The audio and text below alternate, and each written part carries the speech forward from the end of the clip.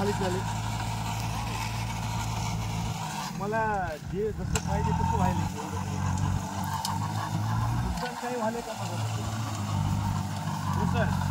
नुकसान काय व्हायला का बघा.